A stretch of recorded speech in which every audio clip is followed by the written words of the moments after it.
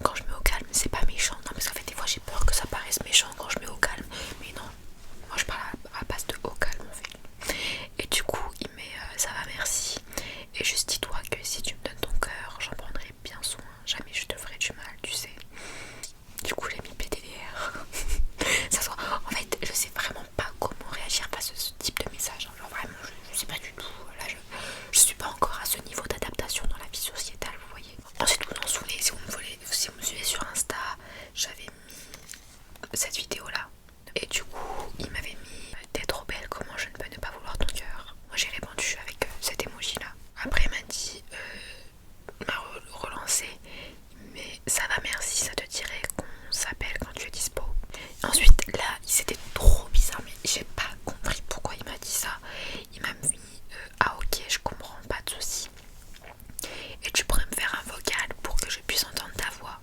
Du coup, je mets pas pourquoi. Il me fait bah j'ai peur que tu sois un fake. Mais comment ça être un fake? Enfin, genre, comment je peux être un fake alors que le nom de mon Instagram est littéralement en début de la vidéo. Genre, en début de la vidéo, il y a mon Instagram, maeva.yb. Donc, si tu tapes maeva.yb, c'est logique que ce soit mon Instagram. Enfin, ça va pas être l'Instagram de ma cousine, quoi. Et après, je lui ai mis pas pourquoi je serais un fake. Il me fait bah t'es trop parfaite pour être vraie. Ça fait longtemps que j'ai plus vu une fille qui m'intéresse autant pour construire quelque chose. MDR, je ne te lâcherai pas, Pégette. Là j'ai eu peur. Là je me suis dit ah oui, d'accord. Là je commençais à m'inquiéter un peu. Je fais personne n'est parfait. Parce que bien sûr, personne n'est parfait. Et encore moins moi. Il me dit toi tu t'en rapproches. Et il me fait comment c'est possible qu'une fille comme toi soit encore célibataire. En tout cas, je te veux et j'espère qu'on pourra se voir très rapidement et qu'on se mette ensemble. Genre... Vous voyez, en fait, moi je comprends pas. Genre, en mode, on n'est pas du tout en flirt. Comment tu peux dire à quelqu'un je te veux? Même les mecs en boîte de nuit, on m'a jamais dit ça. Même en boîte de nuit, les poupes, oulala, ils disent pas ça. Genre, je comprends pas. Vraiment, c'est tout ce qui. Là, c'est une leçon pour les garçons à ce qu'il ne faut pas faire, ok? Du coup, il me dit en tout cas, je te veux, j'espère qu'on pourra se voir très rapidement et qu'on se mette ensemble. Du coup, j'ai mis ha ha ha. Et après, il me fait je suis à moitié sérieux. Et du coup, je mets ah ouais. Il me fait ouais, en vrai, je te veux vraiment, t'es trop belle et j'aimerais qu'on se mette ensemble. Du coup, j'ai juste répondu ouais, mais non. Et la conversation s'est arrêtée là. Et là, je commençais en fait, c'était genre l'insistance de toujours genre je te veux, je te veux, je te veux. Genre, je suis quoi? Je suis un bout de chocolat ou quoi pour être autant voulu là? Non. D'aimer quelqu'un gentiment. Moi en plus, attendez, ça me fait trop rire parce que genre des fois dans mes DM, il y a des gens qui me DM, mais genre avec ça soit ils ont cherché comment me DM. Genre vraiment ils ont cherché. Mais vous inquiétez pas, ne faites pas trop compliqué, hein. Juste vous dites bonjour Maëva et ça va très bien. Ne cherchez pas des disquettes ou je sais pas quoi. Genre ne vous cassez vraiment pas la tête avec moi, je réponds, vous ne vous inquiétez pas. Ensuite, hier j'ai été voir le match LOSC Lyon. Franchement c'était pas mal parce que il y a eu combien? 6 buts. 6 buts, ouais. Et j'ai été voir le match gratuitement en plus parce que mon grand-père a eu les places et il nous les a données. Donc 6 buts gratuits, j'adore, c'était trop bien. Je vais vous dire mon point de vue de ce match. Le numéro, je crois que c'était le numéro 26. Bref, le numéro 26 de Lyon, pendant toute sa première mi-temps, que je parlais de lui, le mec il faisait que de perdre des ballons. Il faisait que de perdre des ballons, c'est-à-dire que quand je voyais que le ballon allait vers lui, j'étais super à l'aise. Oh là là, j'étais trop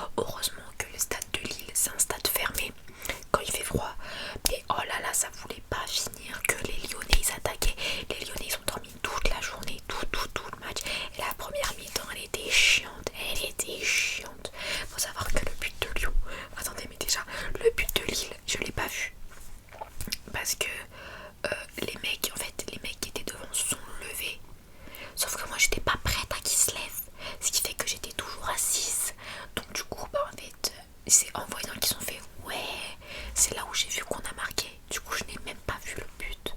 Ensuite celui de Lyon, j'étais sur message en train de répondre à un message, ce qui va, enfin j'allais répondre, enfin non, mais bref j'étais sur message quoi.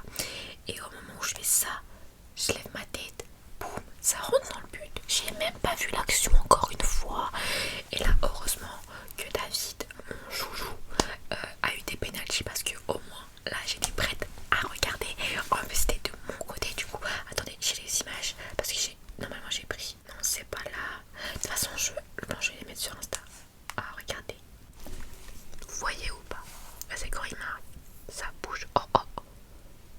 Putain ouais. Bref du coup c'était cool. C'était sympatoche.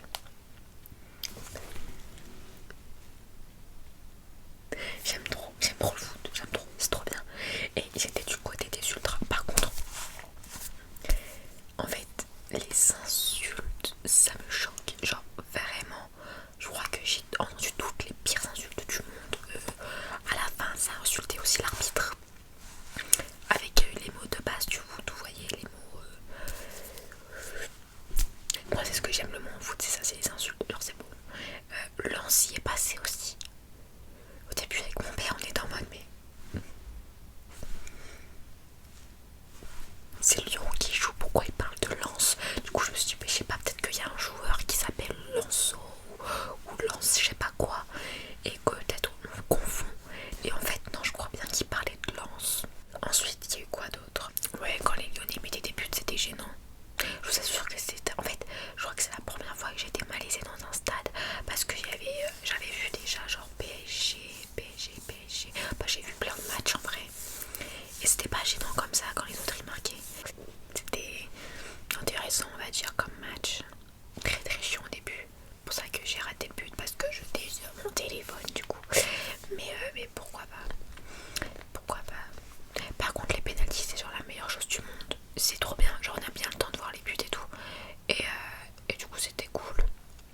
Après je sais pas comment il est passé.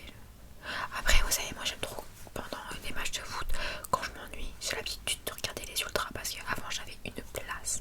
Mais j'avais une place au stade. Ah c'était de la magie pure. J'étais tout en bas. Genre littéralement tout en bas. Il y avait juste genre une personne devant moi. Il y avait une rangée de sièges et j'étais après. Ça. Mais cette place elle était sublime. C'est-à-dire que le visage des joueurs on les a vus. Mbappé je l'ai vu en 3D. Mbappé la master je l'ai vu en 3D. Renato Sanchez mon autre star je l'ai vu en 3D aussi. Ça vraiment incroyable. Par contre la place où j'étais, waouh, c'est là où je me suis dit mais en fait le foot ça a l'air trop fatigant. J'ai jamais joué au foot de ma vie. Mais purée quand j'ai vu comment il courait tout le temps. Vraiment au bout de 6 minutes je me suis dit ah oui. Ensuite là Mbappé là, est-ce que vous pensez qu'il y avait carton rouge pour Mbappé là, dans le match là de samedi 11? Moi honnêtement le petit coup de pied, vous savez ma propagande Mbappé que je fais à chaque fois, mais là c'était limite. Là franchement c'était limite. Mais bon, après il a marqué. Ensuite j'ai des news concernant l'usurpation d'identité là sur le site de rencontre. Alors je répète, si vous me voyez sur un site de rencontre, ce n'est pas moi. Non, ce n'est pas moi. Alors sur le site, du coup parce qu'on m'a renvoyé un DM pour me dire que j'étais sur le site et c'est le même. Il y a aussi cette photo de mon Instagram, je sais pas si vous la voyez. Oh là là, c'est en inversé, je suis horriblement moche. Bref, vous allez sur mon Instagram, c'est la deuxième photo, celle-là. Celle-là aussi a été mise. Alors sur cette photo, vous pouvez aller sur mon Instagram pour mieux voir la photo. Alors sur cette photo, il faut savoir que j'avais 18 ans. Sauf que j'ai un maquillage très naturel. Et quand j'ai ce maquillage là, je parais beaucoup plus jeune. Donc je ne sais pas quel est le but de la personne qui a usurpé mon identité. Mais sache, mais parce que petit conseil quand même, mais que la seule personne que tu vas attirer avec une photo où je parais aussi jeune, c'est des gens bizarres.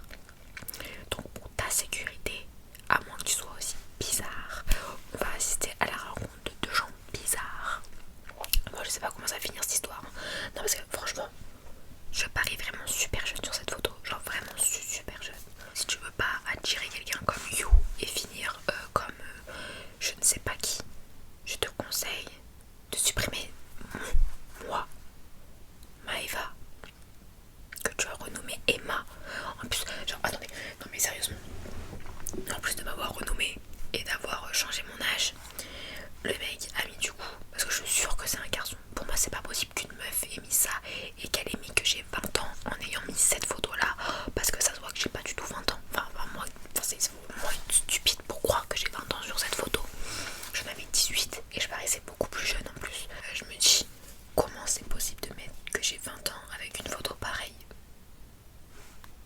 sérieusement, est-ce que vous arrivez à y croire? Genre là vous voyez cette photo, vous dites elle a 20 ans, mais non, je dirais j'en ai 15.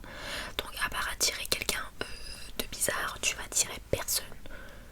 Mais dis-moi quand même si t'as réussi à attirer des gens, parce que ça m'intéresse. Comme moi dans la vie j'avais jamais pécho, si je peux savoir que j'ai un avenir. Ensuite on va parler du match du PSG Bayern, juste un peu pour parler, parce que là la vidéo elle dure déjà 40 minutes. Là je vais m'éclater pendant le montage. Bref, du coup on va mettre les commentaires que j'ai mis du match, je pense que comme ça on va aller vite, hein, parce qu'on va pas faire non plus de vidéo de 1 heure. Donc j'ai mis le seul truc de magique, c'est la désillusion qu'ils font à chaque fois. Parce qu'on dit quand on dit Paris est magique, bah seule magie c'est la désillusion. Franchement c'est un truc de malade. Moi je pensais qu'ils allaient gagner. Genre on voit le match, c'était un entraînement du Bayern ou genre vraiment PSG, il n'y avait pas de PSG. Et le pire, aussi bien qu'ils ont mal joué de A à Z, enfin je trouve que la tactique elle était nulle, il n'y en avait pas. Genre du coup pour moi c'était nul, genre tu peux pas gagner en jouant comme ça, genre c'est pas possible. Moi quand j'ai vu le début du match je me suis dit ah ouais ça va être compliqué, moi je l'ai dit à ma famille. Et du coup bah j'avais raison au final, en même temps tu m'étonnes, pas de tactique. Et en fait la fin de match était encore pire que tout le match. C'est je trouve ça incroyable de faire un truc encore plus nul que nul. Du coup moi on va parler de la relation PSG et supporters. Pour moi c'est vraiment une relation mais toxique de ouf, le PSG et ses supporters. Parce que les supporters à chaque erreur du PSG ils reviennent.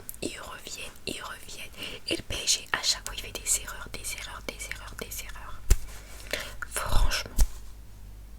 Franchement, là ils ont raté.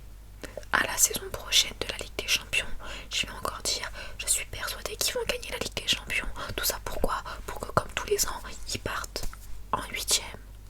Waouh! Mais chaque année j'y crois. Chaque année je me dis, là c'est bon. T'as Messi, Mbappé, Neymar, en théorie dans ton équipe, tu dépasses pas les 8ème. Mais oh, en mode là ils ont le même palmarès que le LOSC en Ligue des Champions. Alors, du coup si on devait faire un parallèle avec une relation, en fait c'est comme si vous voyez le garçon il est hyper méchant avec la meuf et tout, mais quand il va lui ramener un bouquet de fleurs et une tablette de chocolat, la meuf elle va le pardonner et elle va revenir avec lui. Si vous êtes un garçon qui se comporte comme ça, déjà t'es pas gentil. Si ton mec qui se comporte comme ça, fuis, hein, pas grave, hein, tu peux changer, voilà, on est 7 milliards sur terre donc bon, c'est pas ce qui manque, des humains.